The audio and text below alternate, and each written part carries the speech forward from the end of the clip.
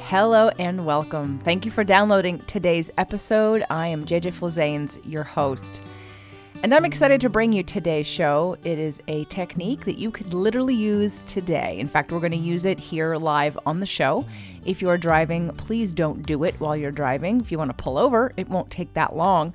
And it actually could provide a lot of assistance for anyone dealing with depression, anxiety, or any negative triggers or traumas that are coming up for you in the moment. So today's show, Tapping Out Depression, is an interview with Naomi Janzen. She's a certified expert clinical EFT practitioner and a certified energy psychology practitioner and a trainer who's been tapping since 2008. She's the author of the forthcoming book, Tapping Out Depression, When You Barely Care Enough to Try, co-creator of the tapping and meditation site One Mind Live, and creator of Remindfulness, a mindfulness app for iPhone that's on top 10 lists from Positive Psychology to Cosmopolitan magazine.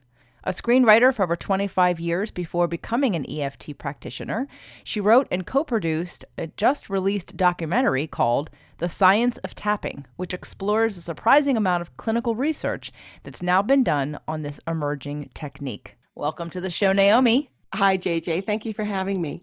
Well, you're the first person I thought of when I realized I have never done a show on EFT.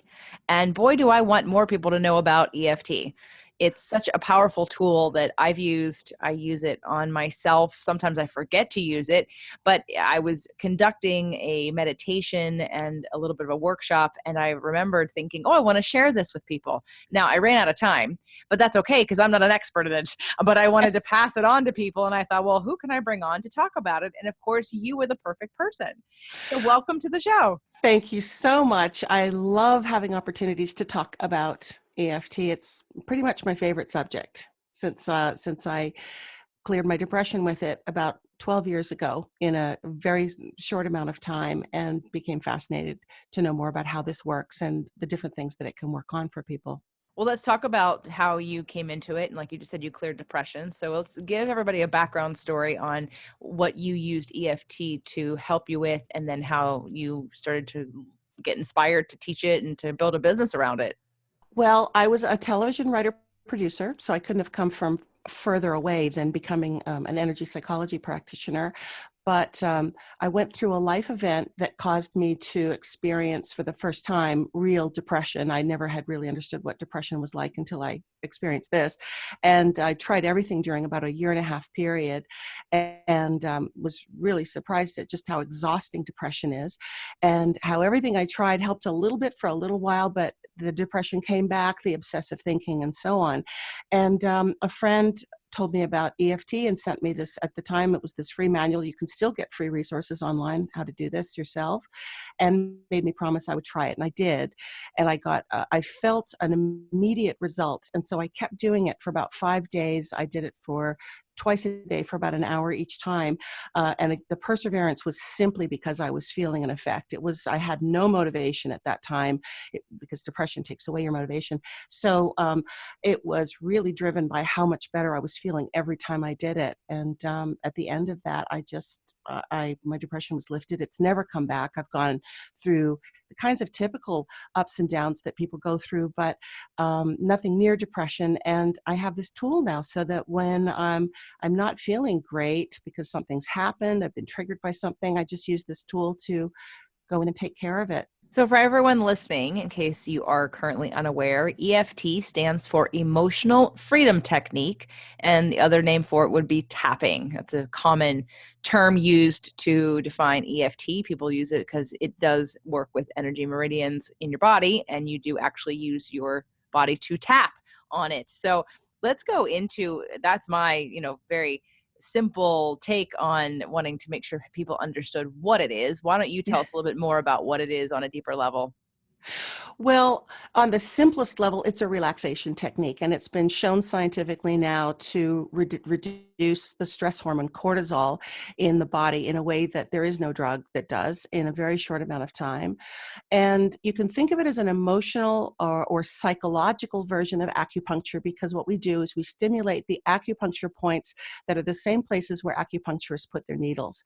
And while anyone who's had acupuncture knows that there are acupuncture points all over your body, we only really work with about 9 of them on the upper body, face and upper body, and some hand points as well. And what we're doing is we're combining exposure, which is you're either in the situation where you're stressed, or you're thinking about the thing that happened that stressed you or made you upset. And at the same time, you're tapping on these points. And so what happens is you create a contrasting or juxtaposing effect. Tapping on these points causes your brain, your sort of inner pharmacy, to produce all these lovely chemicals like serotonin and endorphins that feel really good. So on one hand, you're thinking about this thing that usually makes you feel really bad when you think about it. You feel really stressed or sad or lonely or angry. But at the same time, you're forcing your body to produce these chemicals that we associate with feeling good. There are other effects like brainwave pattern changes and so on. And I could go on later in more detail about the expression of our genes that's actually changed by this, which is amazing, and the latest research is showing. But what we're doing is we're creating this contrasting experience for the body. So the body goes, well, every time I think about that annoying thing that Fred said to me, instead of feeling this surge of anger, I'm getting all these feel-good chemicals in my body. It's not that you're now going to feel good every time you think about the annoying thing Fred said to you. It's that you're going to be able to think about what Fred said, and it's just a fact. You're not going to have an emotional response. There's not going to be actually any triggering.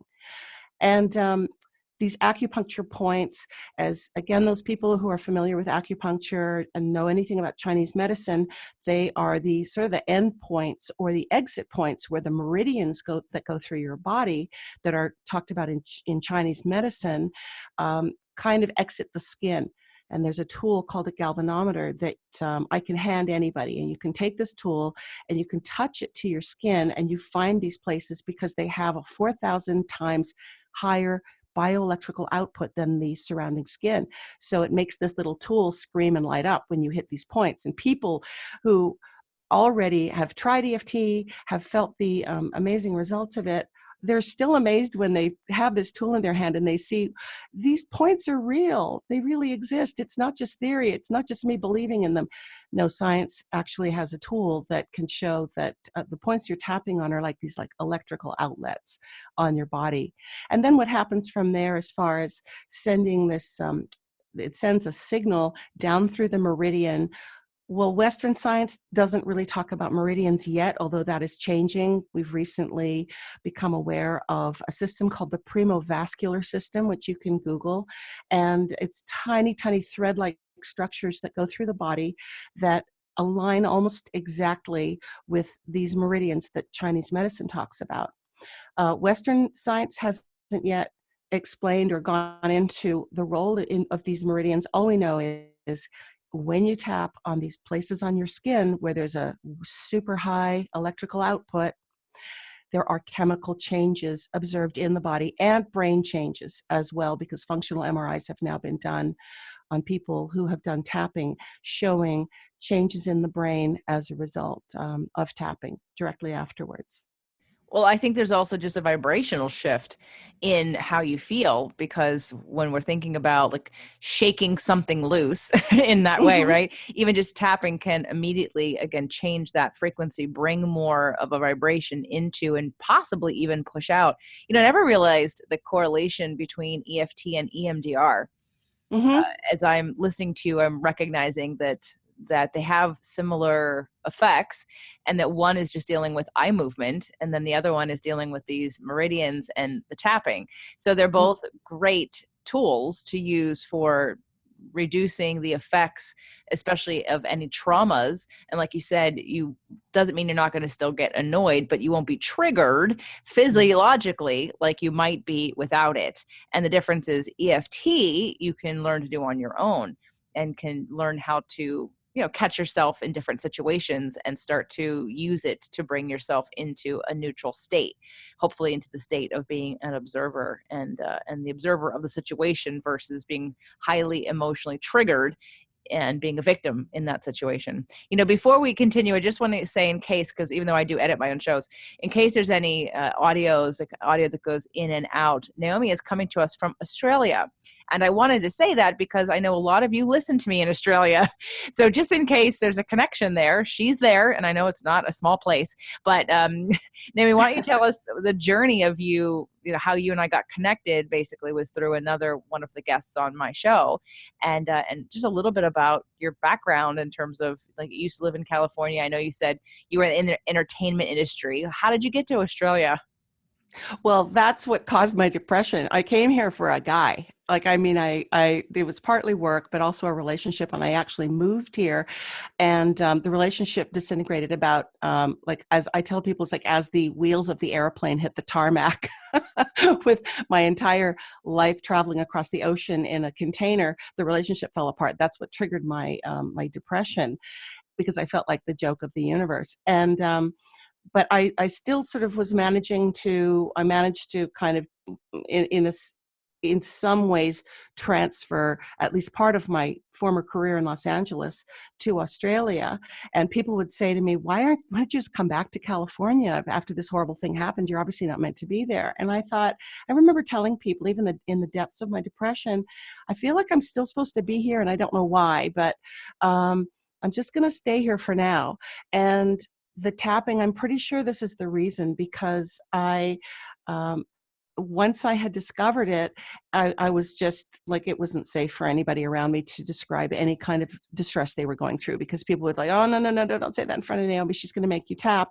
And I just noticed that I was caring more about that than these other projects that I had. And so I had about 6 different television projects fall over in a space of about 2 years. In LA, I probably had 3 fall over in 20 years.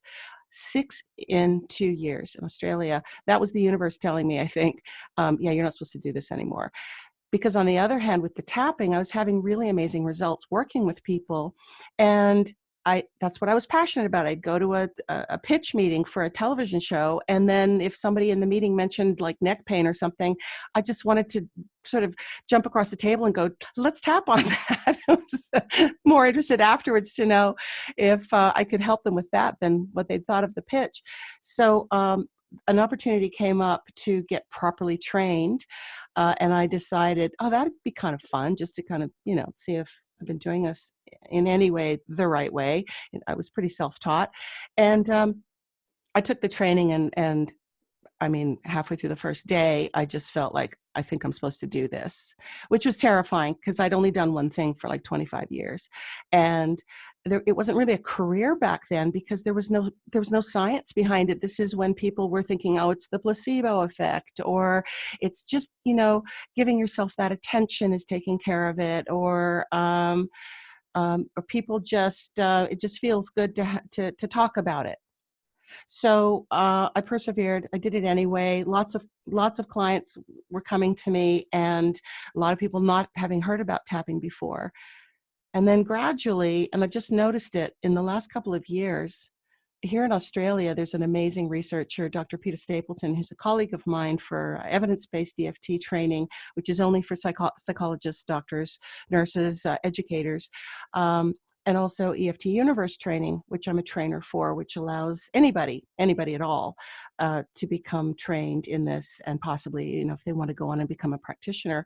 And she's here at Bond University in Australia doing amazing research. She's recently done a TED Talk on EFT. And I think it's called the fourth wave of psychology, or something. I can't remember the actual name of it, but because Australia has this presence, anytime PETA does any research, she calls the local radio station and they put her on TV. And so I'm finding in Australia now, I would say 7 out of 10 people, when I mention that I'm an EFT practitioner, say, oh yeah, I've heard of that, or I saw that on TV, or I saw something on the news about that. So yes, we're a huge country actually, but we don't have a lot of people. And but I would say 70% of the people here seem to have heard about tapping, which is very cool. And anyway, after I became properly trained, and the science has been helping me to build a practice, build awareness. Then my next step, I was invited by EFT University to become a trainer. So now I train practitioners, and I do that here in Australia as well as in Southern California. Okay, so we've established that there is science behind it, which I knew there was, but I didn't, and I knew it was the meridians, the same as used in Chinese medicine. And now, in thinking about the correlation between EMDR, not enough people know about EFT here. And I've heard there's been some books written and programs, pretty famous ones, that have to do with money. And it's interesting because I know I've heard good and bad things about that.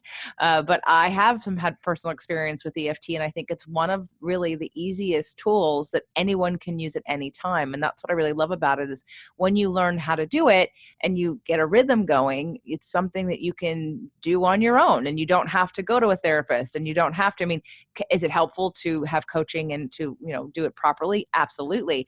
But that's what I love about this technique. It's like having something in your medicine cabinet available to you anytime you need it once you learn how to do it. What you say is exactly right. It is a self-help tool, but it's also a practitioner-led tool. It depends what you're working on.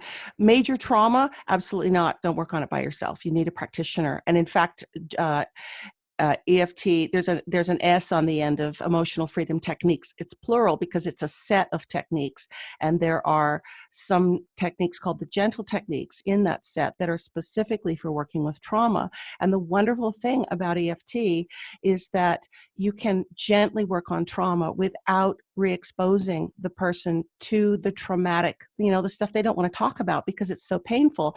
We can work on that using EFT in a way that allows them to begin working on it without even thinking about it, some of these techniques. And then there's the self-help version of tapping, which, as you say, it's in your self-care toolbox. I think of it as energy hygiene. And the example that I give sometimes, it's like if you go to the dentist and you've never been to the dentist before, there's going to be probably a lot of work that needs to be done. The dentist is going to have to maybe fill some cavities, maybe remove some teeth, and certainly do a very thorough cleaning. But after that, you get handed a toothbrush and some dental floss, and you're told, go home and keep this up. Same way with tapping. When you're just starting out, if you want to work on difficult stuff, if you know that you have trauma, if there's something that you just have a sense that you really shouldn't kind of work on without some help, absolutely go to a properly trained, a certified, if possible, practitioner and get that help. Part of the goal of a properly trained practitioner is to equip you with this tool that you can then take and use for the rest of your life. So I'll give people homework, for example, unless we're working on, like I said, sort of major trauma. When it's appropriate, I'll say, okay, here's what I want you to do for your homework, because I'm teaching someone as they go along. And you'd mentioned the EMDR before. Actually, EMDR and NLP have both been kind of incorporated into EFT. There's a thing called the 9-gamut procedure, where you're tapping on this point on the back of your hand while you're doing eye movements, counting, and humming, because you're moving electrical activity around in the brain. And it's also a way to kind of create a juxtaposing experience with exposure and something that you're forcing to happen, which is sort of a neutral or positive experience. Cool. Interesting. Can we talk about the different points and possibly have people know where they are? I'm not saying that they're going to necessarily do it on their own, but I want them to sort of have this, embody a relationship with how easy this can be. Absolutely. And people are welcome to do it on their own. Like I said, if it's not major trauma, there are free manuals that you can download online. This is one of the things that that really appealed to me about tapping when I first learned about it, is I thought, if you have this simple tool that we all have access to, it's basically like the lost manual for our human bodies. It's how to shut off the fight or flight response. And if you discover that, wouldn't you want to share that with the world? Why would you turn that into sort of like, something you put up a big giant paywall in front of? So I encourage people, download these free manuals and read and try it yourself. Again, only if it's not major trauma. But the points are the top of the head, and that's sort of not back on the crown, but you really are in the middle. So I tell people it's where the string would come out if you were a marionette. You tap on that point just lightly with your fingers, about 7 times, roughly 5 to 7 times. And the next point is the eyebrow point, which is on the hair of your eyebrow, on the inner end of your eyebrow, the end of your eyebrow that's closest to your nose. And then there's the side of the eye point, which is on the bone beside your eye. It's not back on the temple, on the soft bit, and you're not tapping in so close that you're making yourself blink, but it's right on the bone ridge at the corner of your eye. And then under your eye, again, is on the bone ridge under your eye, directly under the middle of your eye. From there, we go to the under nose point, which is just that space between your upper lip and your nose. That's really easy. And then the chin point is actually the crease of the chin. You're not tapping on your chin, you're tapping on the crease under your mouth, between your mouth and your chin. And then the collarbone point, sometimes a little bit hard to find because it's a bigger area. It's a point just diagonally down about an inch from your collarbone. The two knobs, if you find the two knobs where your collarbone comes together. Another way to just get it easily is take the flat of your hand and just tap at the base of your throat, where your throat meets your chest, tap there. And then there's under the arm, which is about 4 inches below your armpit. Now, I won't go into the finger points. You can find that in a manual, but this is a great way to get started. And I'm happy to do a tapping exercise. We call it the constricted breathing technique that demonstrates for people how this can help just in the simplest way with something like stress, if you want to give that a try for your listeners. I would love it. And what I'm going to tell everybody is if you're driving, do not do this. Absolutely. And make sure you are stationary and focused to do this so you can listen and observe. And then when you're done getting to where you have to go, then play this again and try it while you're seated. Go ahead, Naomi. That's a really good point, JJ. And I want to say to anybody here that if at all you feel any emotional intensity coming up, because that can happen even when we try to do the most sort of benign tapping, because it tunes you in sometimes before it actually clears things, just ask everybody to make sure that you take care of yourself. And if you need then to go and talk to somebody, get a hold of a practitioner or something, please do so. It shouldn't do this, but if it does, I just want you to know that there are ways that you can reach out to take care of yourself like that.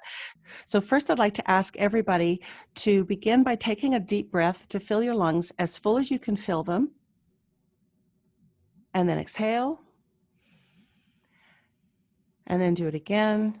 The idea is to see how full you can fill your lungs. And then exhale. And then a third time. Just making sure that you can fill them as full as possible. And then rate that out of 10. So 10 out of 10 would be my lungs are completely expanded to their fullest capacity with the air that I've inhaled. This isn't science. This is just your interpretation of what that number would be. Does it feel like a 5, 6, 7, 8? What does it feel like? Okay, so you've got that number now. Let's begin. So tapping on the side of the hand and repeating after me. Even though I can only fill my lungs. Even though I can only feel my lungs. To this degree. To this degree. I accept myself anyway. I accept myself anyway. Even though I can only fill my lungs to this number. Even though I can only fill my lungs to this number. I accept myself. I accept myself. Even though I can only fill my lungs this much. Even though I can only fill my lungs this much. I accept myself deeply and completely. I accept myself deeply and completely. And then tapping on the top of the head. I can only fill my lungs this much. I can only fill my lungs this much. And then tapping on your eyebrow point. I can only fill my lungs this much. I can only fill my lungs this much. And then side of the eye. I can only fill my lungs this much. I can only fill my lungs this much. And then under the eye. I can only fill my lungs this much. I can only fill my lungs this much. Under the nose. I can only fill my lungs this much. I can only fill my lungs this much. Under the mouth. I can only fill my lungs this much. I can only fill my lungs this much. Collarbone point. I can only fill my lungs this much. I can only fill my lungs this much. Under the arm. I can only fill my lungs this much. I can only fill my lungs this much. And then take a nice deep breath and see how much you can fill your lungs this time. And see if it's changed. I moved from a 7 to an 8. Great. Excellent. And then you would repeat that. So with EFT, you just keep repeating. So you would do the setup statement again, and you would say at the side of the hand, even though I can only fill my lungs this much, I accept myself anyway, and then go through it again. And you would just keep going until your lungs, you can fill them as much as possible. You can also do this with something that I do when I teach groups, when I introduce this to groups, is the toe touching exercise, where you have people bend over and try to get their best sort of how deep can you go, how low can you go to touch your toes, and then you do a tapping, you do a few rounds of tapping, and then you bend down and see how far, and people are amazed because it's like suddenly they've got an extra 5 inches that they can reach the floor, or things like that.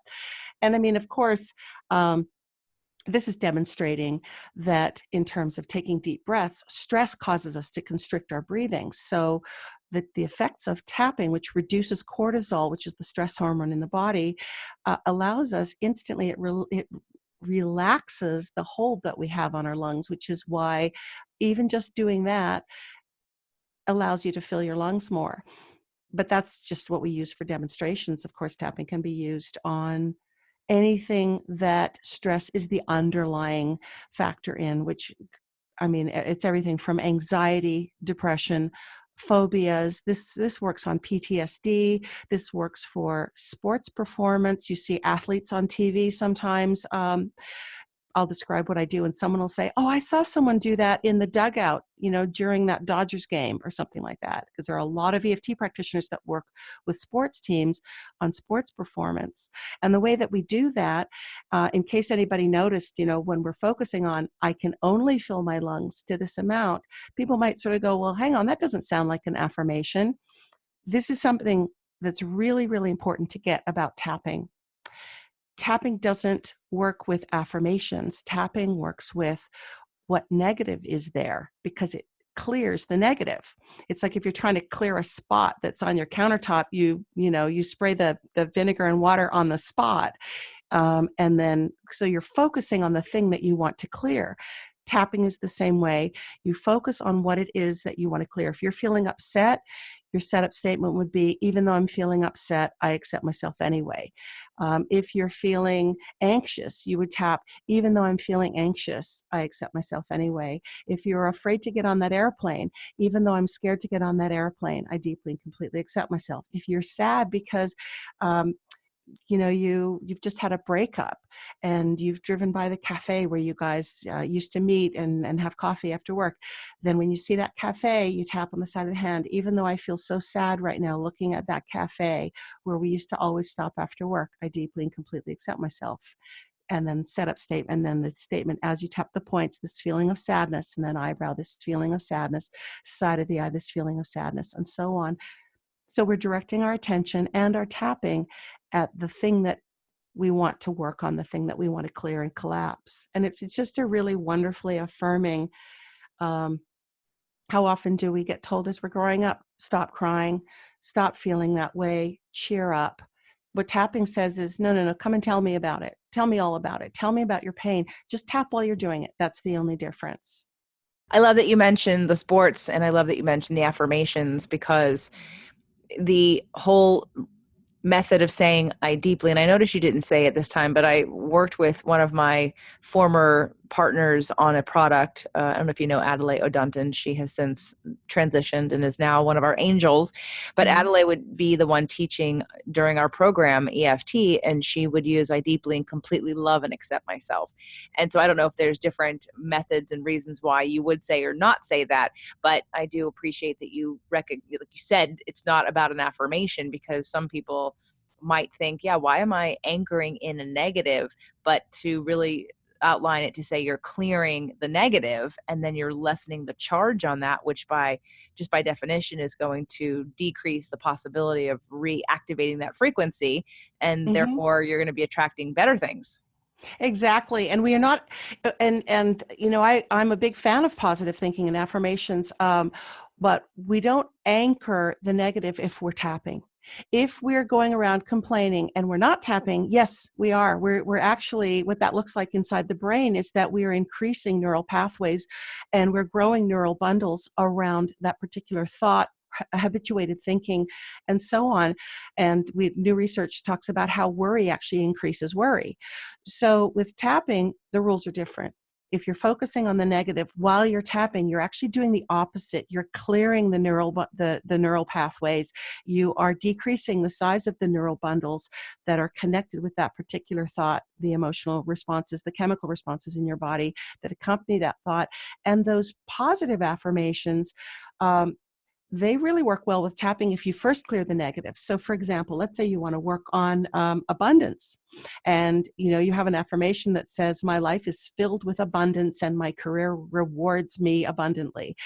If you say your abundance or any affirmation, and I encourage listeners to just tune into what your favorite affirmation is and see how it feels in your body, and listen for that little kind of heckler at the back of the audience going, that's not true, or that's a load of crap. That actually ends up being what you're affirming. So with tapping, what we do is we use affirmations first to kind of bring those kind of, we call them tail enders, to the surface, the little negative thoughts, and then we tap on those. So you might say, even though even though I experience nothing but scarcity, I deeply and completely accept myself. And by the way, that statement of self-acceptance can be, I deeply and completely love and accept myself, 100% absolutely. I don't start with that because I want to make sure that the statement of self-acceptance is within the bandwidth of whoever I'm working with if I don't really know them that well yet. And sometimes saying I love myself is something that hasn't arisen in them yet, and it can feel like a bit of a challenge. Sometimes I even have to say with the client, I'm working on it. The client can't even say I accept myself, because that's what they're there to work on. So it can, and with a kid, we're tapping with a child, it might just be, I'm an okay kid. So we really do change the statement of self-acceptance to kind of suit the person. And it's not an affirmation, that statement of self-acceptance. All it is that's an anchoring into, there's me and I'm separate from this thing I'm dealing with. And so when you work with an affirmation, you get rid of the stuff that's kind of cluttering up the affirmation and getting in the way first. When that's clear, when you no longer have any charge on, for example, the abundance thing, you don't have this. As you're tapping, what happens is you go, even though, I'm experiencing nothing but scarcity, after you've done several rounds, you start kind of thinking about ways that you do have abundance that you hadn't really noticed before. This is called a cognitive shift. When you clear the stress and the negativity that's kind of in your brain, in your field, the positive is already there. It's just there waiting. I really believe it's our natural state is to be positive. But then you can use tapping to further enhance that positive statement after you've cleared the negative. So if you want to fill a glass that's full of dirty water with clean, clear water, you dump out the dirty water first, then you can put the clean water in the glass. That's an example that we give for why we focus on the negative first with tapping. Beautiful. And thank you for that explanation. I'm sure someone would have asked that or was thinking that. And I appreciate you, especially because I run a free 30-day manifestation challenge and we teach a lot about law of attraction. And so some people are very tuned into, again, sort of those positive affirmations, but at the same time, also wanting to express and clear any blocks that they have. And this is a great tool to do that.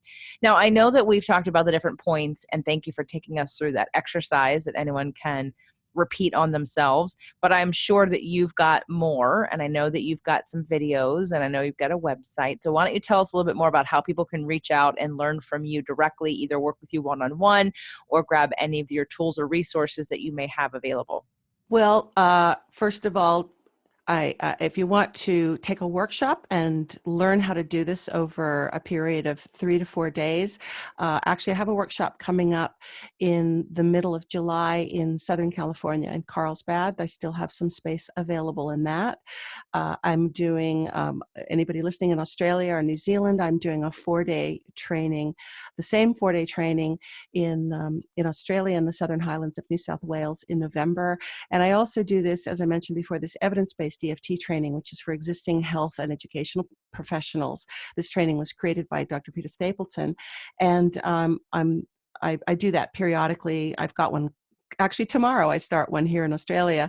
Too late for that one, but on my website, which is www.ozfreedomtechniques.com, you can look on my training page, and if you're a psychologist or a doctor, a nurse, or a school teacher or something, and you want it to be notified of when I do my next evidence-based training, you can just give me your name and get on a list there, and I'll let you know.